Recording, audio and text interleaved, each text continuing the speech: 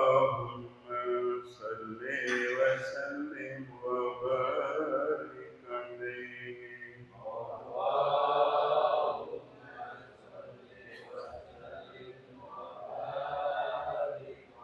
Allahumma salli wa sallim wa barik alaihi.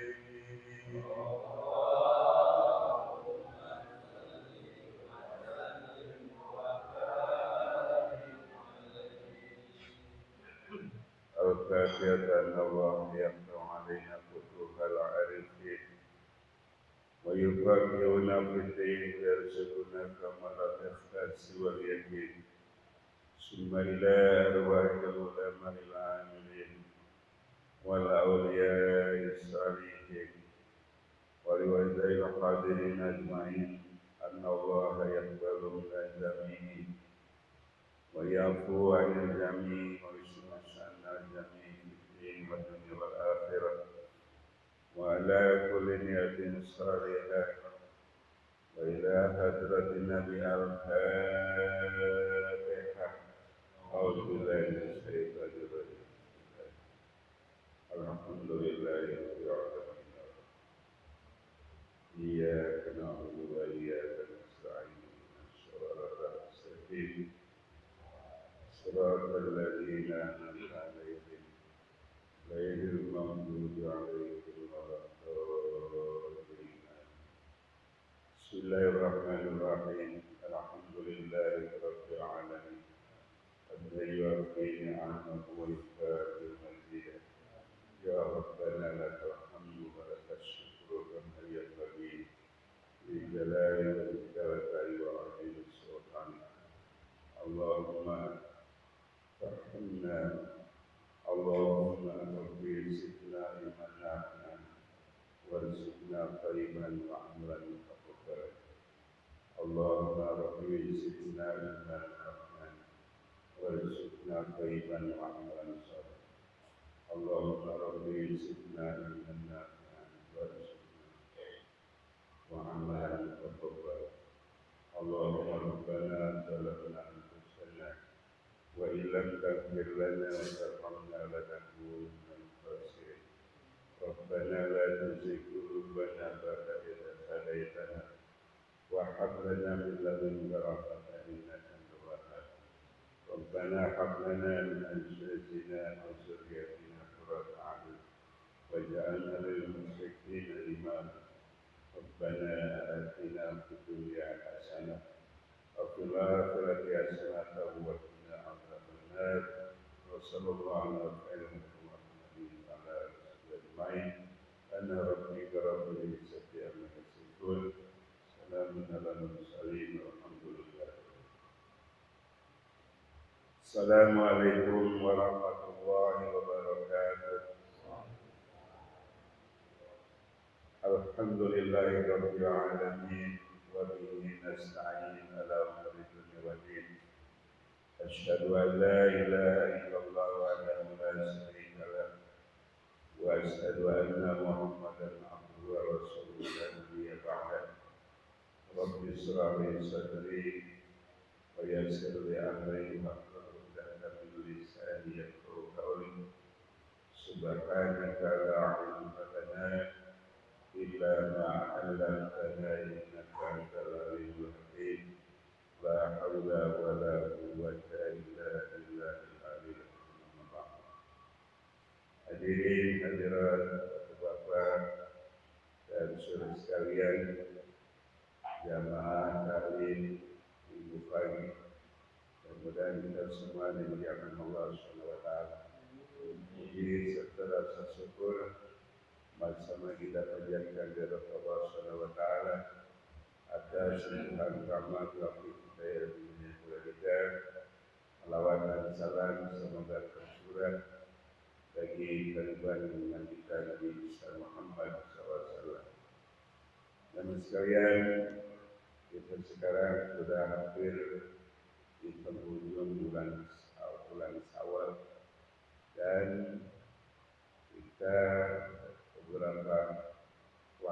lagi akan berjumpa pula dengan yaitu bulan Idul Adha. Oleh karena itu, mudah-mudahan kalau kita berlapang diri mempersiapkan untuk berkurban, ya, berkurban bisa patungan atau kalau ada pribadi itu. Ini adalah merupakan sunnah daripada baginda Rasulullah SAW. Oleh karena itu mudah-mudahan Allah lapangkan rezeki kita, Allah mudahkan segala urusan kita, sehingga pada waktunya kita bisa berkorban. Amin ya Allah.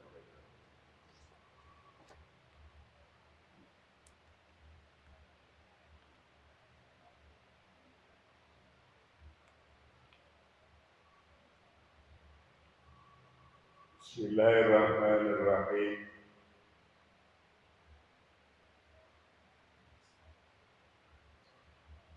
Wa ba'du fa hadhihi wasiyatul Mustafa alaihi salatu wassalam li Ali bin Abi Thalib radhiyallahu anhu qala da'ani Rasulullah sallallahu alaihi wasallam fa khalawtu ma'ruf manzili. Adapun sesudah itu maka risalah ini adalah wasiat manusia yang terpilih, manusia yang paling mulia, yakni baginda Rasulullah SAW kepada Sayyidina Ali bin Abi Thalib radhiyallahu anhu. Teman sekalian, baginda Rasulullah SAW berwasiat kepada Ali bin Abi Thalib. Kata Rasulullah, ya Aliyu anta minni manzilati Haruna min Musa alaihi salam wa yaru annahu la nabiyya ba'di inni usika al-yawma wasiyati in anta hijjuha mista hamidan wa mutu syahidan wa ba'atsaka Allahu yawmal qiyamati hakihan ali. Mas sekalian, wasiat Rasulullah SAW kepada Ali bin Abi Thalib pada hakikatnya adalah wasiat ini kepada kita yang menjadi umatnya, dan kita, kalau istilah orang sekarang, kita ini adalah hidup di zaman atau akhir zaman, hidup di mana kalau kata orang Sunda, pabalir segala permasalahan hidup, terjadi kemunkaran, ya pemabukan, fitnah, dan seterusnya. Oleh karena itu kita penting sekali untuk menghayati apa yang menjadi wasiat atau nasihat baginda Rasulullah SAW yang mulia kepada Ali bin Abi Thalib. Mudah-mudahan kita bisa mengambil hikmah dari itu. Wasiat yang pertama kata Rasulullah, ini usikal yauma wasiyati. Sesungguhnya aku, kata Rasulullah, berwasiat kepadamu pada hari ini.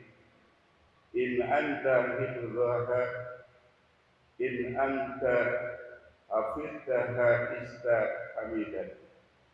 Kata Rasulullah, wahai Ali, jika wasiat ini engkau bisa menjaga dan memelihara, ya, istahamidan, niscaya engkau akan hidup terpuji, wa mutta syahidan, dan engkau juga akan wafat dalam keadaan syahid. Wa ba'atsakallahu yaumal qiyamati faqihan, dan Allah akan membangkitkan, ya, yaumal qiyamati, pada hari kiamat, faqihan, kau tergolong orang yang faqih atau orang yang alim, ya, aliman dan berilmu. Ini kata Rasulullah SAW.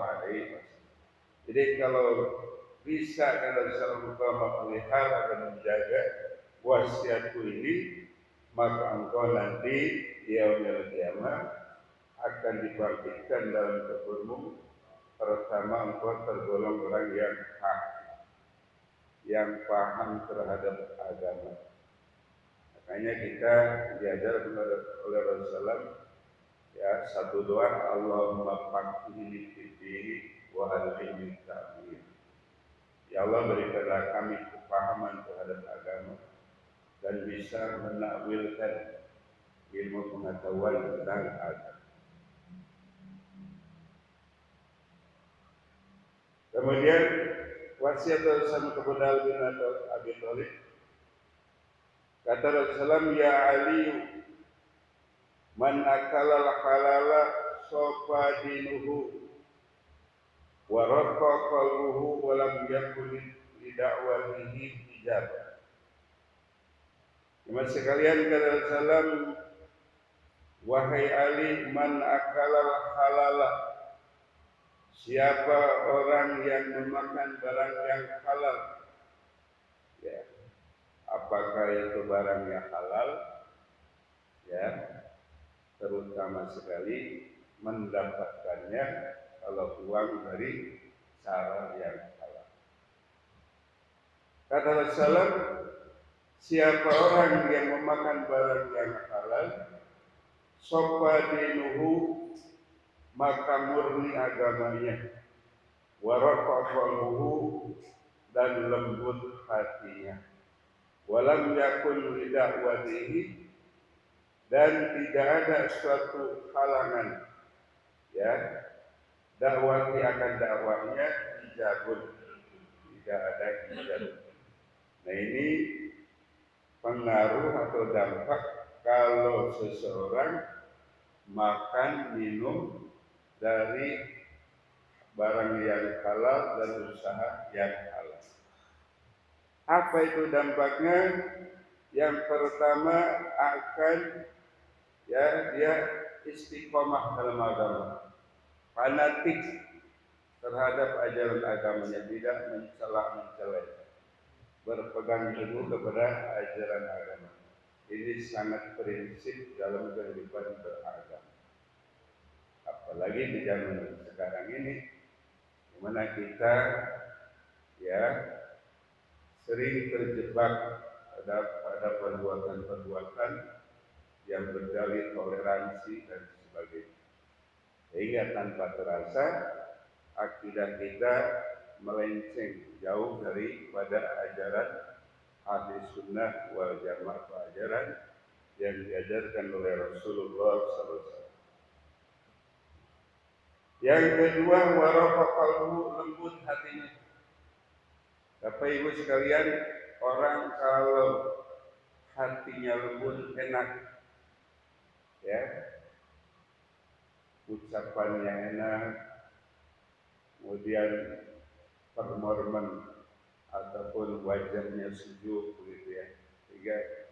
Tetapi sebaliknya, kalau orang hatinya keras, ini wajahnya aja menyeramkan, tindakan dan perbuatannya selalu berbikin kacau. Kemudian juga, ya, pengaruhnya itu lidawati hijabun, doanya akan terhalang. Doa akan terhalang bila mana kita memakan, minum dan seterusnya dari usaha yang haram. Ya. Di akhir zaman itu, kata Rasulullah, ya, hal yang sangat berat bagi kita adalah mencari rezeki yang halal, karena hampir sebagian orang kurang berpikir. Ada istilah yang penting mah duit, punya duit, ya, sering kita dengar. Ya, di zaman sekarang yang penting duit, sehingga dalam suatu ungkapan, bil fulus mulus, bila fulus mampus, baik, kita dengar begitu. Yang penting zaman sekarang duit, Pak. Ya, ini udah repot tulisannya. Ya. Kalau kita melihat keterangan tadi dari Rasulullah, dampak dari artinya kita makan dan minum, bahkan berpakaian juga, itu sangat berpengaruh dalam sikap dan kepribadian seseorang. Ya, gitu.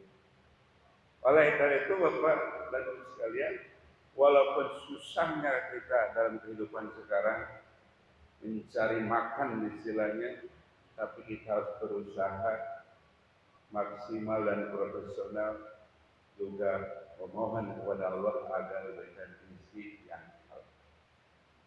Ya, jadi jangan punya prinsip yang penting duit. Ya, sehingga diajarkan oleh Rasulullah satu doa tadi yang saya bacakan di awal, Rabbi zidni ilman warzuqni thayyiban wa amalan mutaqabbal. Rabbi zidni ilman, ya Allah berilah kami ilmu yang bermanfaat. Warzuqni thayyiban, berilah kami rezeki yang thayyib, yang halal, yang baik. Wa amalan mutaqabbala, dan setiap amal ibadah kita diterima Allah Subhanahu. Kenapa? Karena begitu besarnya pengaruh dari makan minum yang didapat dari cara-cara yang tidak halal. Ya. Di antaranya apa tadi? Ya. Doa akan terhalang doa. Artinya doa tidak akan dikabulkan oleh Allah Subhanahu wa taala. Berikutnya kata Rasulullah, ya Ali, man akala syubuhati istaba alaihi dinuhu wa ajlama qalbuhu. Kata Rasulullah, wahai Ali, siapa saja yang memakan barang yang subhat, apa itu subhat? Tidak jelas ketentuan hukumnya, ya, halal atau tidak jelas. Maka kata Rasulullah, istabaha alaihi dinuhu wa ajzama qalbuhu, niscaya diragukan agamanya orang tersebut, wa ajzama qalbuhu, dan gelap hatinya. Nauzubillah. Orang kalau sudah gelap hatinya, repot terusan, ya. Ini jangan sekali. Makanya ya tadi di zaman sekarang ini kita, ya Allah, ya, susah, perekonomian kita nggak baik-baik saja. Ya, jadi kondisi bangsa kita sekarang ini dari berbagai aspek tidak dalam baik-baik. Ya. Oleh karena itu, ya, di antara solusi hidup di zaman sekarang ini, kita jangan tinggalkan Allah, jangan tinggalkan majelis, jangan tinggalkan para ulama, ilmunya para ulama. Insya Allah bisa menjadi solusi bagaimana kita menyikapi kehidupan di zaman sekarang. Kalau kita di zaman sekarang ini jauh dari majelis taklim, jauh daripada ulama, ilmunya ulama, naudzubillah, orang mudah tersesat. Ya, ini seperti itu kira-kira.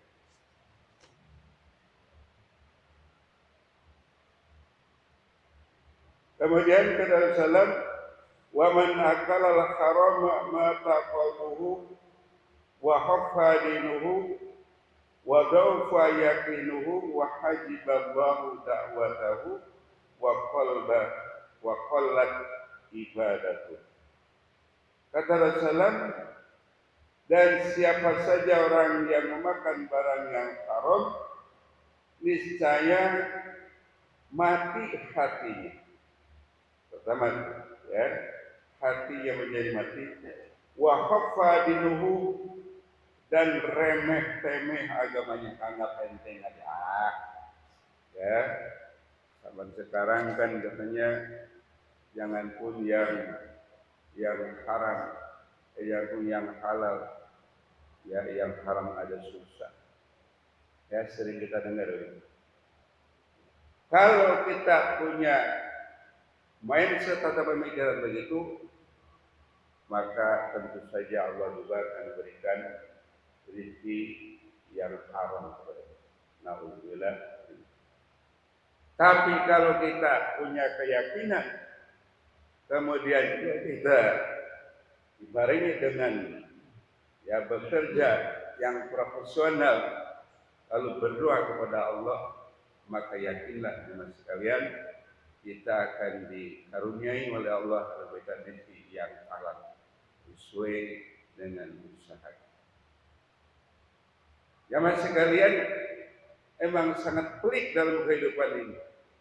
Janganpun orang seperti kita, ya dalam sejarah Umar bin Khattab saja seorang khalifah dalam kehidupannya sangat bersahaja, penuh dengan kesulitan-kesulitan secara ekonomi. Diriwayatkan pada suatu ketika Umar bin Khattab radhiyallahu anhu seorang Amirul Mukminin, ya anaknya pernah ngadu kepada bapaknya. Kata anak Umar bin Khattab, "Wahai ayah, aku tadi ditertawakan ketika aku belajar." "Apa nak?" Kata itu anaknya Umar bin Khattab, "Begini Pak, masa anak khalifah bajunya ada tembalan, ditambal baju." Sekelas anak khalifah. Subhanallah. Ya. Lalu apa nak? Ya masa katanya bapaknya khalifah, anaknya bajunya jelek banget. Malu Pak. Kata Khalifah Umar bin Khattab, "Baik nak, ya kalau begitu nanti coba Bapak mau kaskuan kira-kira nih, pinjam dulu ke Baitul Mal, ya bendahara negara." Lalu datanglah Umar bin Khattab kepada Bapak Bendahara, ya Pak Bendahara, bolehkah saya pinjam uang, bla bla bla bla. Itu gimana? Bendahara negara mengatakan begini, "Pak Umar, Amirul Mukminin, ya sih nggak ada masalah, ya Anda mau pinjam duit nggak masalah, sekian banyak. Tapi apakah ada jaminan kalau Bapak itu akan hidup sekian lama lagi?" Subhanallah. Ya, itu bendahara begitu. Bendahara negara mengatakan begitu. Apakah Amirul Mukminin atau Bapak punya keyakinan bahwa Bapak akan hidup sekian lama lagi sehingga terlunasi bayar utang? Umar bin Khattab mikir, ya Allah, ya waduh berat urusannya. Akhirnya gak jadi mau pinjam duit. Berbeda dengan kebanyakan kita zaman sekarang, pokoknya ngutang sebanyak-banyaknya. Kalau sampai hutang itu tidak terlunasi, pertama dampaknya nanti akan menyulitkan keluarga kita, anak kita, ya. Karena hutang itu harus dibayar. Jadi zaman sekarang bisa disita rumah dan seterusnya. Nah ini, ya tentu saja. Jadi kita bisa mengambil hikmah. Jangan terlalu berani, ya pinjam uang di bank umpamanya. Alhamdulillah, akhirnya nanti bisa menyusahkan semua. Ya. Akhirnya gimana? Kata Umar, "Nah, Bapak nggak berani dah pinjam duit. Kalau tidak salah Bapak dulu ada bagian ghanimah, punya kain dari Rasulullah SAW dibagi. Bagaimana kalau jatah buat Bapak ini pakaian kamu jahit saja?" Apa yang terjadi? Ya, akhirnya anak Umar bin nurut sama bapaknya, "Baik Pak, kalau dijahit." Begitu dijahit bajunya cekak, kecilan sedikit, ya. Jadi dibuatkan baju sama celananya kira-kira sempit sekali. Saking itu artinya bahannya tadi kurang lebar atau kurang kecil. Itulah gambaran dari ya seorang Amirul Mukminin di zaman. Ada satu lagi kisah. Ini masih Umar bin Khattab ketika jadi khalifah. Umar bin Khattab ketika jadi presiden kalau di kita, suatu malam Umar bin Khattab belum pulang karena ada kerjaan sebagai kepala negara yang harus diselesaikan. Ya, sampai malam di kantornya. Kemudian datanglah salah seorang anaknya. Ya, singkat cerita diketuk-ketuk pintu. Ya kantornya kira-kira, ketuk pintu kantor. Kemudian dijawab, "Waalaikumsalam. Siapa ini?" "Saya, Pak." "Siapa kamu?" "Ya anak Bapak." "Oh baik, masuklah." Jamaah sekalian, itu Umar bin Khattab ketika belum dengar suara anaknya, dia di kantornya menyalakan listrik kayak begitu. Begitu masuk anaknya ke dalam, listriknya dimatikan. Kata Pak, "Kok dimatiin Pak?" "Iya nak, ini kan kita mau ngobrol urusan kamu dengan Bapak. Ini kita mau ngobrol urusan keluarga kita. Sementara listrik ini adalah milik negara, nak. Milik negara, Bapak gak berani." Subhanallah. Ya, itu figur Umar. Kira-kira di zaman sekarang ada nggak? Ya ada. Ya, yang ada kalau kita mengikuti perkembangan medsos sekarang, justru sebagian para pemimpin kita korupsi berjamaah, sistemik, ya, kan itu yang bermaksud, ya, elemen-elemen penegak hukum dan seterusnya, korupsi, sehingga negara kita sekarang tinggal bayar hutangnya triliunan. Ini yang disebut, ya. Ini kita bukan bicara gosip, ya, realita, ya, yang ada. Tapi walaupun begitu, jemaah sekalian, kita tetap masih optimis, berdoa kepada Allah Subhanahu wa taala, mudah-mudahan negara kita nanti akan dipimpin oleh orang-orang yang kredibel, orang yang memiliki keimanan yang kuat, berpengetahuan yang tinggi, bisa membangun Indonesia ke depan menjadi bangsa yang adil dan makmur. Amin ya rabbal alamin.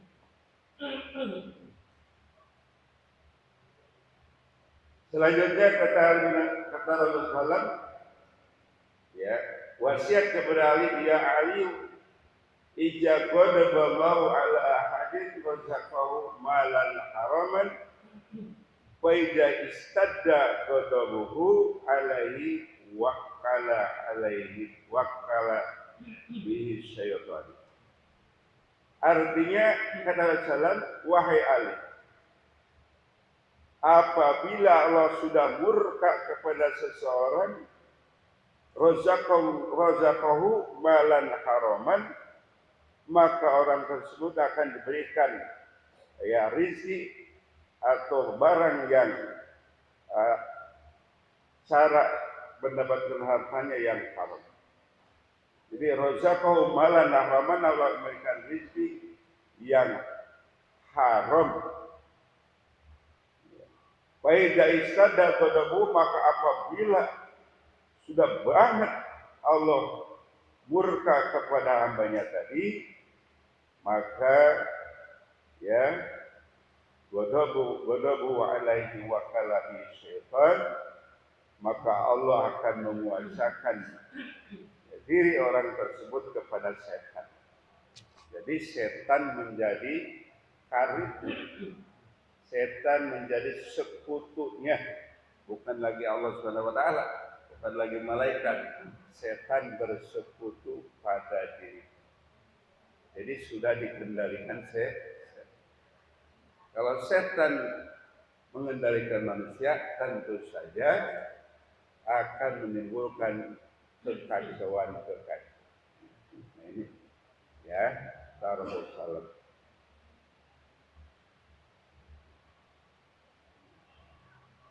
Wa yubarik lahu fihi wa yusibuhu wa yusbiluhu bid dunya an-din.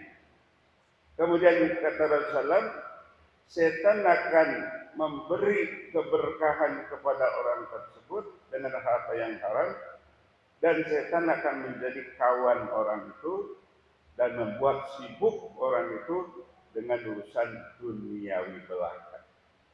Tidak pernah pikir kepada agama.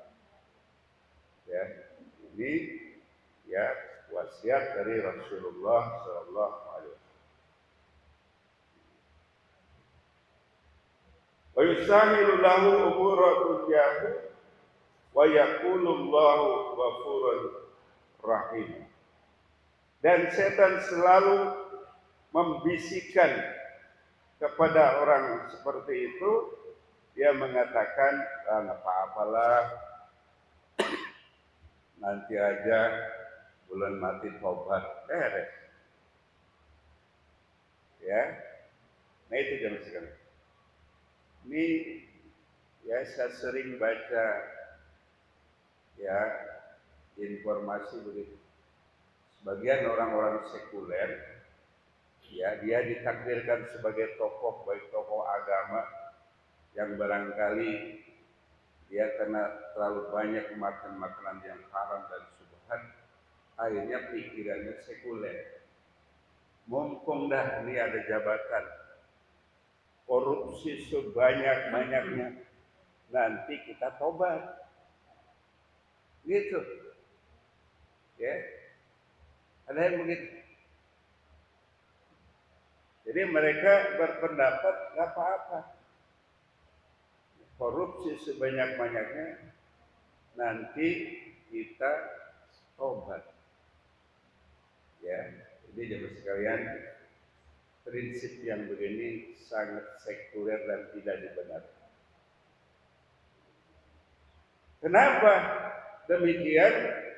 Karena orang tadi kemungkinannya ya sudah terlalu penuh ya apa namanya mulutnya mengkonsumsi barang yang haram subhat, sehingga pikiran-pikirannya sudah sangat sekuler. Nauzubillah. Statementnya, kebijakannya sudah nggak karu-karu. Ya. Apa yang ada bisikannya itu dari setan. Jadi kata setan, ulah nggak apa-apa, semua sikat saja. Yang terpenting nanti kita tobat kepada Allah Subhanahu. Atau ada juga, ya, nauzubillah, ada anak-anak muda yang punya prinsip begitu, karena tentu saja kurang bimbingan agama. Dia bilang apa? Pokoknya selagi muda apapun kita lakuin, ya, mumpung masih muda. Nanti baru sudah tua kita tobat. Ini bahaya juga. Minum-minuman oke, zina oke, semua dia lakuin. Dia punya pemikiran nanti terakhir tobat kepada Allah Subhanahu. Itu tidak lain adalah bisikan daripada setan iblis laknatullah.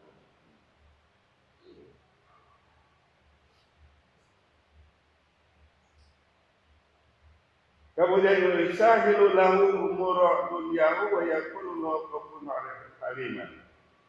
Ya Ali ma syafara ahadun taliban al-harama masyian illa kana syaitanu qarinahu.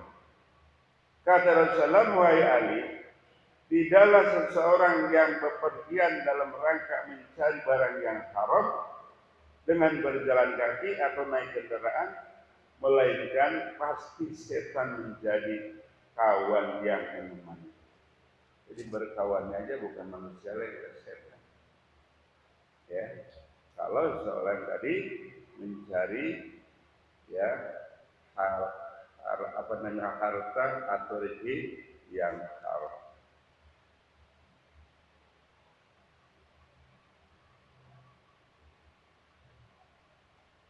Saya teruskan. Wala nasi'a ahadun ismallahi ta'ala illa jima' illa syarakahu syaitanu fi waladihi. Dan tidaklah seseorang yang lupa akan menyebut nama Allah ketika dia berhubungan suami istri, ya, illa syarakahu syaitanu fi waladihi, melainkan pasti setan akan bersekutu dengannya pada anak.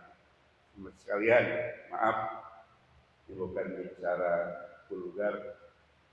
Kalau kita mau berhubungan suami istri, jangan sampai kita tidak berdoa kepada Allah Subhanahu wa taala. Minimal baca Bismillahirrahmanirrahim. Secara khusus doa hubungan suami istri, Allahumma jannibna syaitana wa jannibna syaitan. Ya. Kenapa? Karena kalau saja seorang hubungan suami istri, terjadi hubungan suami istri, dia lupakan Allah Subhanahu wa taala, maka anaknya, kata Rasulullah, ya, itu akan dipengaruhi oleh setan. Jadi istilahnya anak setan. Ya. Nah ini, ya, jamaah sekalian, hal seperti itu kita harus perhatikan. Jadi spesifik urusan itu di salah satu, ya, pertemuan saya akan jelaskan lebih dalam itu. Ya.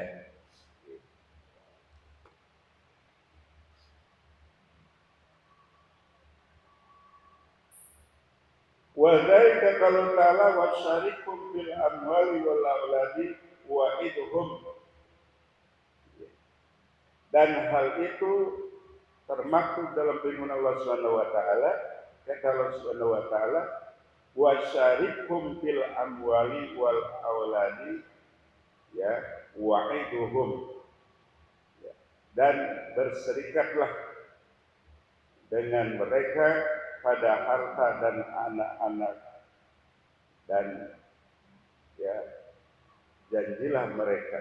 Artinya setan itu akan menjelma ketika seseorang mau berhubungan dengan suaminya, istri dengan suami, suami dengan istri, melupakan Allah Subhanahu wa taala, maka setan akan masuk ke dalam.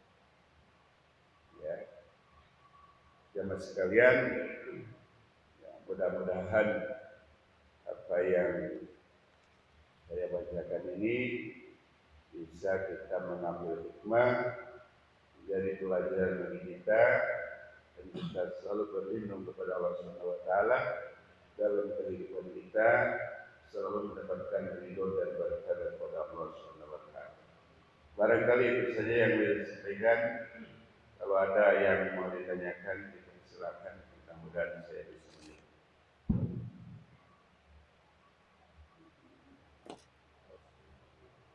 menjawab. Ya.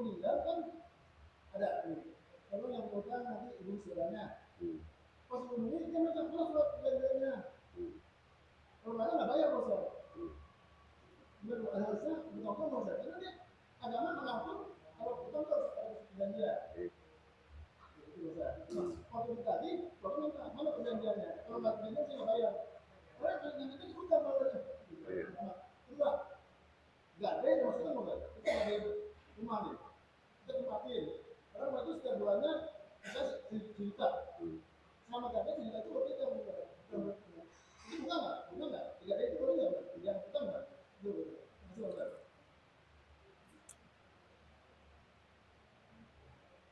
banyak Baik, teman sekalian, dalam kehidupan kita bersosial dan bermasyarakat itu ada yang disebut dengan muamalah. Artinya muamalah itu adalah segala kegiatan yang berkaitan dengan kehidupan kita. Ya, utang apa namanya jual beli, ya, utang piutang dan seterusnya. Itu dalam fikih ada babnya bab muamalah. Maka dalam Al-Quran juga dikatakan faizat tadayantum, kalau kamu menjadi apa namanya transaksi utang piutang itu pertama harus ada saksi.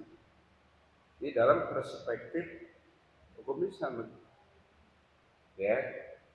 Jadi dalam ajaran itu begitu rapi banget.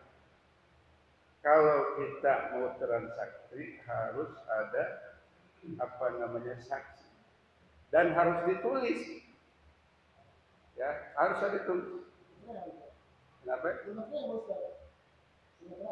Ah, iya.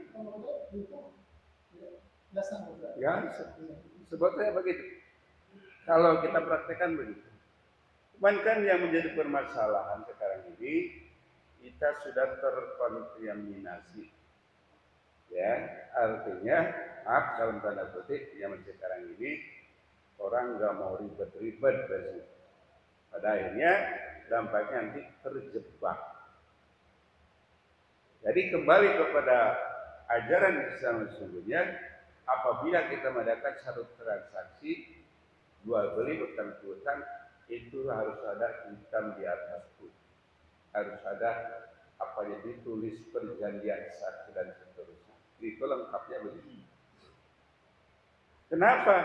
Karena kalau terjadi hal-hal yang tidak sesuai dengan prinsip tadi, prinsip apa namanya perdagangan atau utang piutang, maka bisa ditunda. Ya, disini. Oleh karena itu, ya sebaiknya kita terjadi interaksi muamalah itu harus ya diadakan secara apa hitam di atas putih dan artian ada syarat-syarat. Sehingga pada saatnya nanti sangat bertentangan adalah bisa menggunakan. Contoh, kita di zaman sekarang kan udah langka. Kalau belanja kita lewat medsos, ya, ini beli ini, ya. Contoh saya sangat sederhana, ya. Istri saya beli apa namanya mesin jahit di rumah. Oh bagus banget, ya. Begitu dipesan beli yang datang ke rumah tidak sesuai apa yang diiklankan. Ya gak bisa juga. Kenapa? Karena memang online itu tidak sesuai dengan muamalah di dalam Islam. Kita kalau beli barang yang cakep, kita memang datang ke toko, lihat barangnya. Kalau saya beli sorban, oh ini sorban. Ya, manakala ada cacat tidak sesuai, ya jadi. Tapi kalau online kan tidak bisa begitu. Intinya menurut saya ini contoh yang sangat sederhana. Ya, belanja secara online banyak yang saya rasakan banyak gagalnya. Ya, baik kalau kita beli barang, ada barangnya, kita lihat kalau memang kita tertarik beli. Terus, jadi kembali kepada masalah kalau memang tadi tidak ada perjanjian, tidak ada hitam di atas putih, tidak ada saksi, ya susah. Itulah memang jebakan-jebakan dalam kehidupan sekarang itu. Bagaimana kalau begitu? Ya, maka ini ranah hukum itu. Ya, ranah hukum. Lalu bagaimana kalau tadi gade gini, ya tadi ada aturan mainnya begitu. Ketika tidak terpenuhi aturan mainnya tadi, syarat-syaratnya tadi, ya tidak jadi. Gitu ya begitu. Maka disinilah kita sebagai muslim dan muslimah itu memang harus belajar masalah muamalah. Ya, jadi hukum yang menjelaskan tadi aturan perekonomian, jual beli, gadai dan seterusnya itu sudah ada khusus babnya, bab baik. Secara garis besar gitu. Kira-kira bisa paham? Di dunia kita menang, Ustaz. Iya. Ya, kan harus bayar, Ustaz. Iya. Lah iya. Itu nggak bayar karena semua nggak sesuai. Iya. Ya intinya memang masalah utang itu ya harus dibayar. Iya. Ya. Malah zaman sekarang masalah utang ini hal yang sangat pelik dalam Islam. Kenapa? Ya, satu gambaran kalau kita berurusan dengan orang lain, masalah tadi harta kebawa mati itu nggak sampai di dunia, sampai di akhirat. Makanya ada satu riwayat Rasulullah SAW mau mensolati salah seorang jenazah, Nabi tanya dulu, ini keluarganya mana?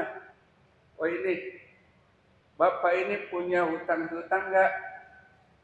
Kalau ada si mayat ini punya hutang-hutang belum diselesaikan pada saat itu, Nabi nggak mau melakukan. Ini, ya. Bagaimana urusannya? Pokoknya intinya harus diselesaikan. Ya, contoh begini. Ada si A punya utang sama si B. Sampai meninggalnya belum kelar urusannya. Ini bisa dua cara. Bisa jadi kita langsung yang punya utang nih Pak. Bapak mas saya kan punya utang. Udah dah. Saya hadiahkanlah kalau memang itu orang hadiah buat apa dah. Atau udah dah. Saya sudah sodako aja. Ya. Satu. Atau orang yang tidak bisa bayar tadi datang. Pak, aduh mohon maaf banget Pak. Saya berhutang sama Bapak. Gak janji begini. Tapi saya gak bisa bayar sekarang. Kira-kira gimana Pak? Syukur kalau tadi yang dihutang itu artinya dia membebaskan.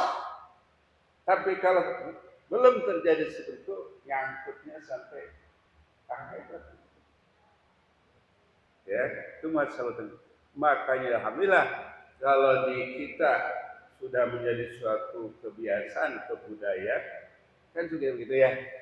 Kalau ada orang meninggal dunia, ada yang mewakili, ya, jemaah sekalian, Bapak Fulan ini saya mewakili almarhum, mohon dibukakan pintu maaf yang sebetulnya bila mana ada kesalahan, ya, mohon dimaafkan. Gitu.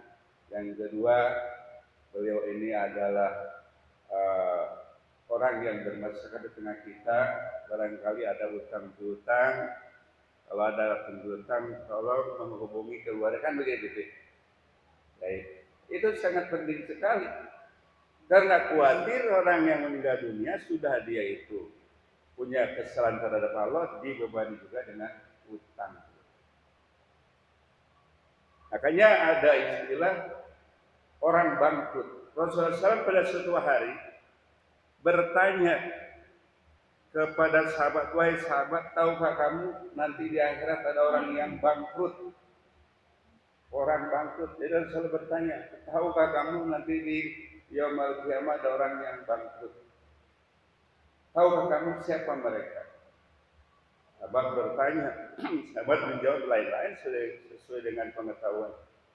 Ada yang mengatakan orang bangkrut itu orang yang sudah habis harta kekayaannya dan seterusnya.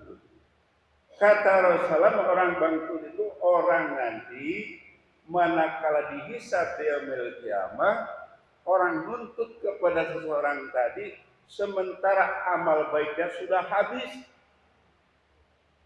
Sholatnya sudah habis, zakatnya sudah habis, sudah habis. orang masih ngantri sama dia. Ya, dia ngadu kepada ya Allah, ini si Fulan dulu masih di dunia punya hutang sama saya, tapi ini kita belum kelar urusannya. Saya nuntut sama dia, bangkrut ya, udah nggak punya amal kebaikan. Akhirnya dosa orang tadi diberikan sama orang tersebut karena orang sudah kehabisan, ya, kehabisan amal baiknya diambil semua. Itu kata Rasulullah, orang yang bangkrut. Jadi intinya sekalian, dalam kehidupan bersosial kita, kalau kita merasa punya utang sama orang lain, diusahakan, ya, bagaimana supaya urusannya kelar. Malah ada riwayat yang serem sekali begini. Kalau tidak saya dulu pernah jelasin. Ada sahabat Nabi, ya, kabilah namanya, itu di Yaman kalau tidak salah, dia berjalan, kemudian dia mencari air, terdapat sumur. Sumurnya dalam. Begitu dia nimba air, orangnya kecebur saking dalamnya. Cebur. Ada suara, ya, terjadi interaksi dialog, ya. Intinya itu yang ngomong di dalam sumur itu orang-orang yang dia ketika hidup masih punya tunggakan sama orang muslim. Akhirnya suara dalam sumur itu mengatakan begini, Pak, kalau Bapak kira-kira rumahnya di mana? Oh, saya di Anu. Pak, minta tolong Pak, saya ini belum diterima ruh saya karena saya masih punya utang sama orang lain, sama Bapak Anu. Tolong sampaikan sama keluarga saya, Bapak Fulan, alamatnya jelas, namanya di Lubang Karet atau sekian. Tolong Pak sampaikan kepada keluarga saya supaya utang saya dibereskan sama si Fulan. Akhirnya orang tadi menyampaikan kepada keluarga, kebetulan hartanya masih ada, dilunasi. Ya, jadi seperti itu Pak. Oleh karena itu intinya masalah hutang piutang jangan sampai nunggak sebelum dilunasi. Itu tadi, kita jangan terlalu berani pinjam kepada orang kalau sekiranya kita tidak bisa bayar sama orang, karena akan menyusahkan diri kita sendiri. Ya, kira-kira yang nggak ada itu tadi, yang nggak ada tadi, nggak ada. Hanya ada, Pak, saya punya kontrakan 3 pintu, saya nggak ada 5 juta. Hasil dari kontrakan itu selama belum saya lunasi berarti punya bapak gitu. Ya. Nah itu apakah boleh tuh? Apa masuk kategori tadi apa? Apa itu bunga? Apa memang itu istilahnya sesuai dengan perjanjian yang begitu boleh gitu? Ya kita kan kalau gak ada yang memberi ya seperti itu ya. Ada orang menunjuk sama kita, ini jaminannya kontrakan. Selama artinya ya belum bisa bayar. Kontrakannya ambillah, Ya itu sebagai jaminan. Kalau memang antarodin keduanya saling rela, ya insya Allah tidak masalah. Sah aja gitu. Kan prinsip dalam jual beli itu tidak merugikan salah seorang. Ya, tidak merugikan yang pinjam, tidak merugikan yang dipinjam. Ya, ada kesepakatan. Makanya salah satu contoh begitu. Ya, ini di daerah-daerah Bogor kalau kayak di kita. Ini saya cerita di kampung dulu sama sedikit. Ada orang punya kebun singkong atau ubi. Ya, lalu kebun ubi dan singkong itu diborongkan. Pokoknya tidak dihitung ini, pokoknya per petak sekian. Pokoknya satu petaknya umpamanya 7 juta umpama. Dibongkarlah tuh orang yang beli. Ya, dibongkar. Ternyata tidak sesuai hasilnya. Rugilah yang membeli. Ya dengan sendirinya tadi secara ilmu perekonomian ya salah dia. Makanya kudunya bagaimana? Kalau kita punya kebun ubi atau singkong lebih baik dijual bukti, dirabut dulu, singkongnya artinya ditimbang gitu, ada berapa kilo, ada berapa banyak itu, baru dibayar. Itu yang benar begitu. Ya, artinya kedua belah pihak tidak ada yang dirugikan. Ya, begitu. Itu salah satu contoh. Jadi ini luar sekali kalau bicara masalah muamalah, sangat luas sekali. Intinya jemaah sekalian, dalam kehidupan ini kita memang tidak lepas kita dari muamalah. Ya, makanya Islam itu tidak melulu berbicara masalah ibadah seperti sholat, tetapi juga ada bab masalah muamalah. Itu ada spesifik nanti pembahasan. Barangkali itu saja yang bisa saya sampaikan. Terima kasih atas perhatian. Mohon maaf atas kekurangan. Mari kita akhiri dengan baca hamdalah. Alhamdulillahirabbil alamin. Assalamualaikum